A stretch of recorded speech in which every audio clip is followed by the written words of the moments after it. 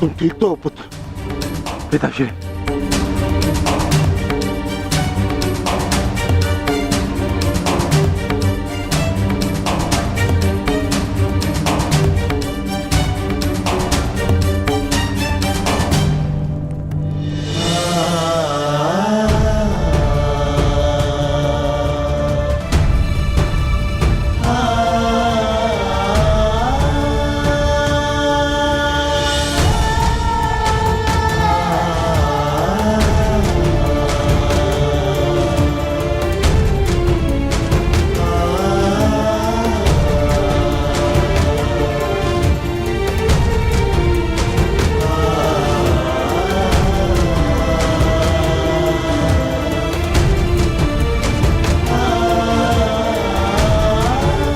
हम सबका जन्म किसी उद्देश्य के लिए होता है। हम अपने जीवन का मंतव्य पूर्ण करके अपने गंतव्य पर चले जाते हैं। और यदि एक वीर अपने जीवन का उद्देश्य पूर्ण करते समय वीर गति को प्राप्त हो जाए तो उसे मोक्ष की प्राप्ति होती है। तुमने सबके लिए जो कुछ भी किया उसके लिए सभी तुम्हारे ऋणी रहेंगे पुत्र। तुम्हारा ये बलिदान व्यर्थ नहीं जाएगा घटोत्कच। और इन्हीं बलिदानों से हम इस युद्ध में विजय पा सकेंगे। जिस भविष्य के लिए हम ये विजय चाहते हैं माधव, क्या उसके लिए वर्तमान का बलिदान करना उचित है? पुत्र की हत्या हो जाए और पिता जीवित रहे, ये कैसा न्याय है माधव? ये न्याय नहीं पार्थ, यही नियति है।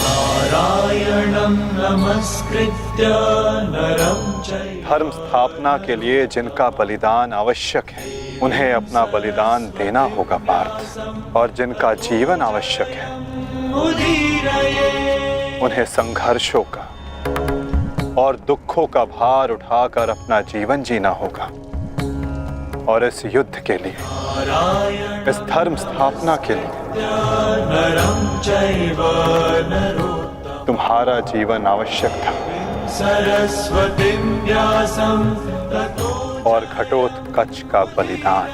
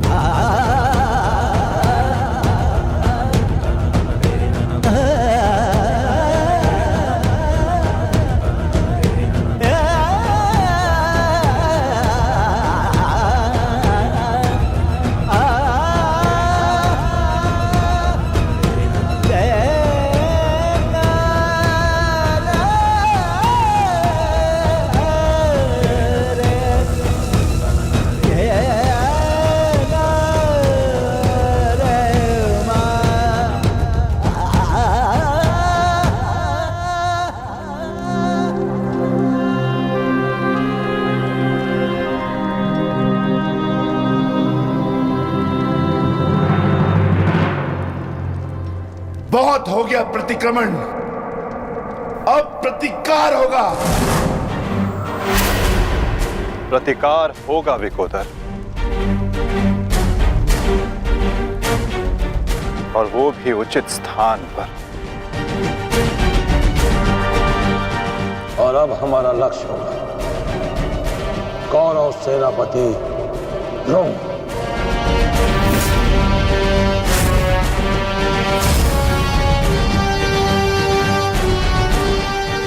हाँ पिताश्री, कर्ण के पास केवल एक ही अस्त्र था अर्जुन के विरुद्ध, और वो उसका प्रयोग कर चुका है।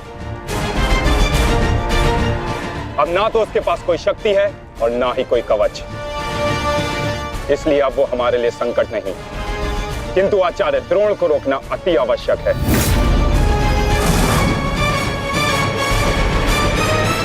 उन्होंने आज भी हमारी सेना को बहुत भारी क्षति पहुंचाई है। अब द्रोण का वध आवश्यक है।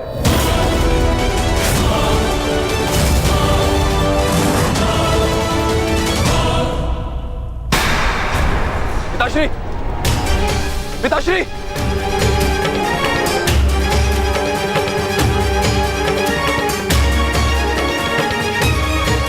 मैं कायरों की भांति युद्ध भूमि छोड़कर नहीं जाऊंगा। मैंने मित्र दुर्योधन को वचन दिया और मैं अपना वचन नहीं तोड़ सकता। एक बात का स्मरण रहे अश्वत्थामा, कि धर्म और धर्म की बात करना हमें शोभा नहीं देता।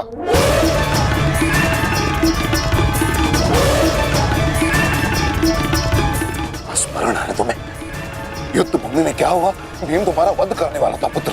उसने यदि आज नहीं किया तो कल अवश्य कर देगा। मेरे पास तुम्हारे मृत्यु देखने का साहस नहीं है, उतनी शक्ति नहीं है मेरे पास, उतनी शक्ति नहीं है मेरे पास पुत्र। यदि तुम चाहते हो कि मैं यह युद्ध लड़ूं, तो तुम्हें युद्ध भूमि का त्याग देना होगा।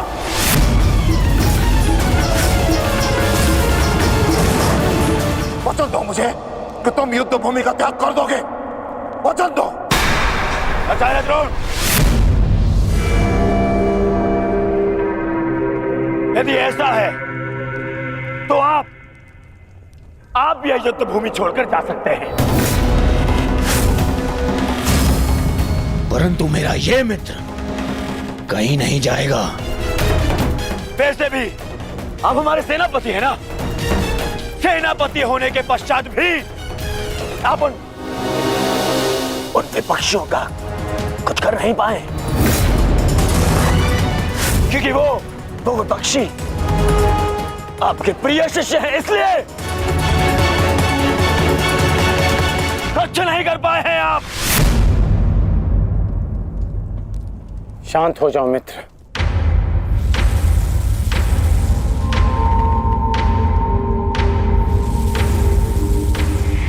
मित्र दुर्योधन सत्य कह रहे हैं।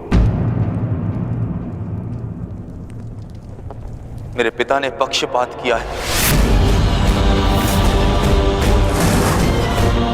उन्होंने अपने दिए वचन को पूर्ण नहीं किया और इसी कारण आज हमारे परिवार पर प्रश्न उठना आवश्यक है।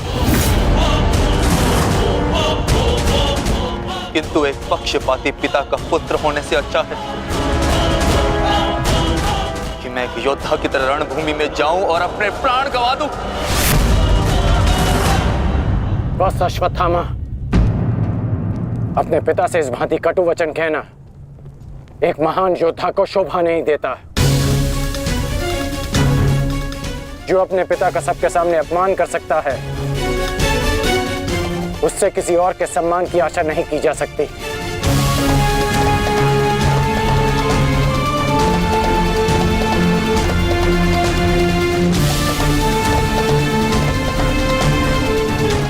क्षमा कर दीजिए पिताश्री,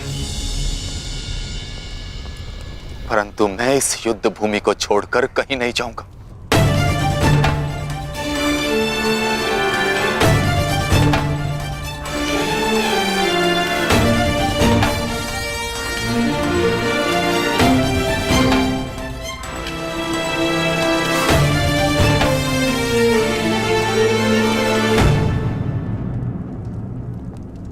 तो ठीक है पुत्र, मैं तुम्हारी इच्छा का मान रखता हूं और आशा करता हूं कि नर्क से दूर रहने की शक्ति तुम्हारे पिंडदान में हो। आज केवल तुम्हारे कारण मुझे संपूर्णता से धर्म का त्याग करना होगा। एक पुत्र पिता के लिए बल होता है, परंतु आज तुम मेरे लिए निर्बलता सिद्ध है। और आप भी सुन लीजिए युवराज, यदि मैंने अपने संपूर्ण जीवन काल में पुण्य किया है तो उन समस्त पुण्यों का मैं कवच निर्मित करता।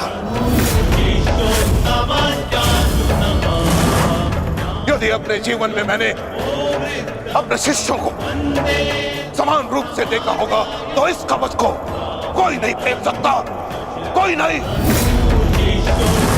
यदि मैंने अपने शिष्यों को संभावना से कम और समर्पण से अधिक शिक्षा नहीं दी होगी तो आज मेरे हाथों से मेरे शस्त्रों को कोई नहीं छीन सकता। इसलिए मैं भारद्वाज पुत्र द्रोण प्रण लेता हूं कि इस कुरुक्षेत्र में जो योद्धा मेरे समक्ष आएगा मैं उसका वध कर दूंगा।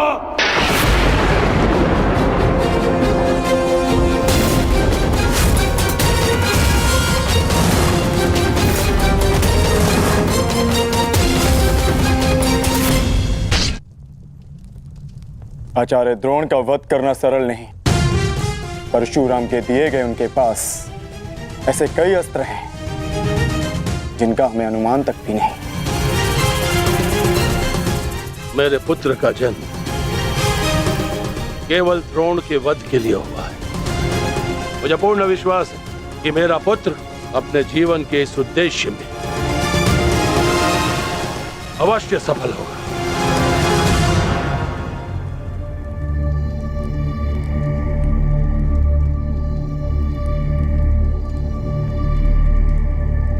ये युद्ध सरल नहीं है कर्ण।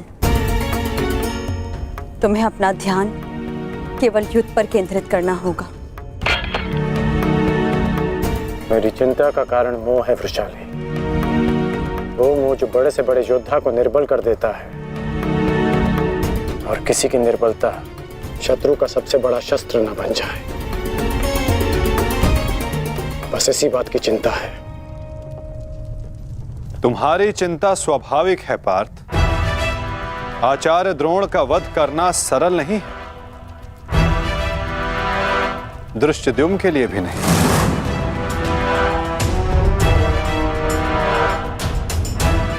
तो क्या कोई व्यू नहीं जो हम आचार्य द्रोण के विरुद्ध उपयोग कर सके? मैंने कहा कि आचार्य द्रोण का वध करना सरल नहीं। मैंने ये नहीं कहा कि ऐसा करना असंभव है।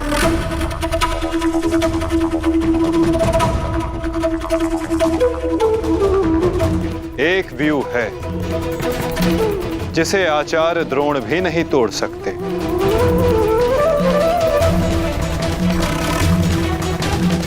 पुत्र मोह व्यू।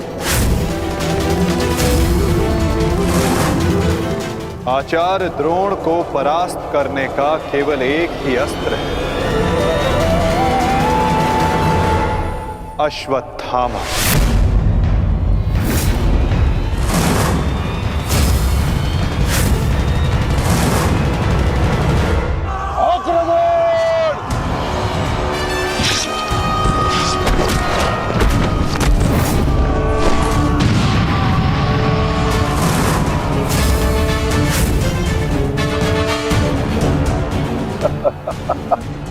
अच्छा है, तीसों भाई एक साथ मेरे समक्ष आ गए। अब नर्क तक की यात्रा के मार्ग में एकाकी अनुभव नहीं करोगे। सावधान देव।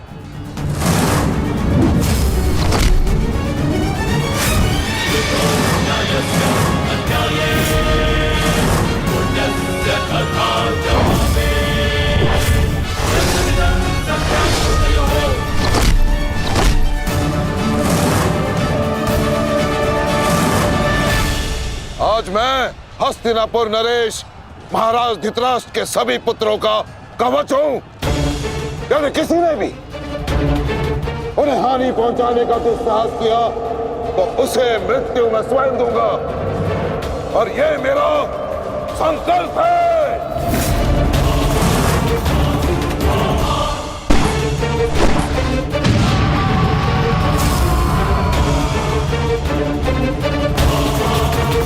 माधव, अश्वत्थामा को घेरने की योजना क्या है? हमारी योजना तो कब की प्रारंभ हो चुकी है पार्थ। क्या हुआ अश्वत्थामा? तुम्हारे पिताश्री कहाँ हैं? कहीं अपने काल को आता देख कहीं छिप तो नहीं गए? धृष्टद्युम्न, ना आचार्य द्रोण किसी से भयभीत है और ना ही उनका पुत्र। आज अपने पिता के काल का काल मैं स्वयं बनूंगा।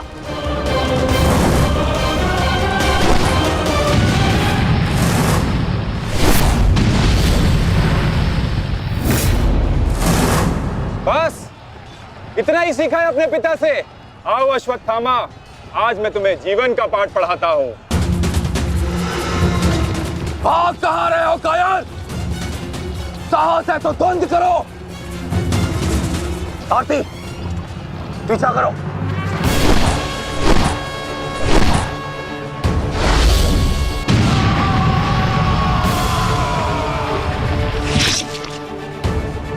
मित्र, अश्वत्थामा कहीं दिख नहीं रहा। कहीं वो शत्रु के घेरे में घिर ना जाए। तुम आचार्य द्रोण के पीछे जाओ, मैं अश्वत्थामा को खोजता हूँ। ठीक है मित्र, सारथी। चलो सत्यसेन।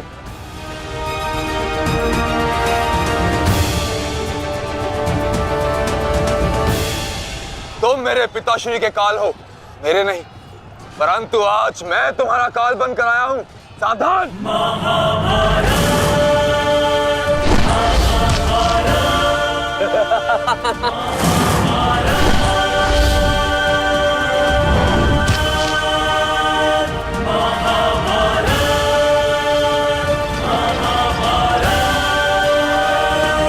अच्छा हुआ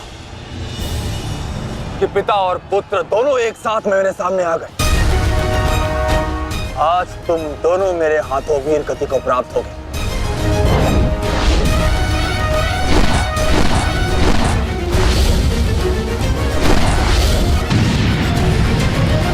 गुरुदेव, आज तो आपने भीम से अश्वत्थामा को बचा लिया था, किंतु कब तक? अब चाहे हमारा वध कर दो, किंतु हमने भी आज संकल्प लिया है कि मृत्यु दोनों पक्षों में होगी।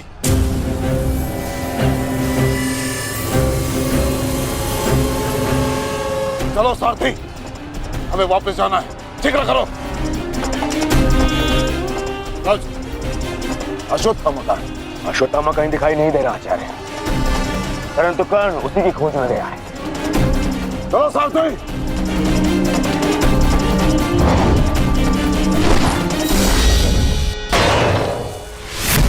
अब तुम्हारी सहायता के लिए ना कोई सैनिक है और ना कोई व्यू। अब तुम दोनों को मेरे हाथ से कौन बचाएगा? सावधान। अश्वत्थामा, तुम स्वयं व्यू में खड़े हो। इस व्यू को शमशान व्यू कहते हैं।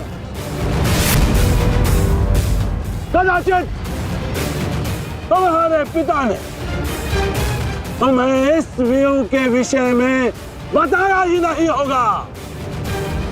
अपने चारों ओर देखो।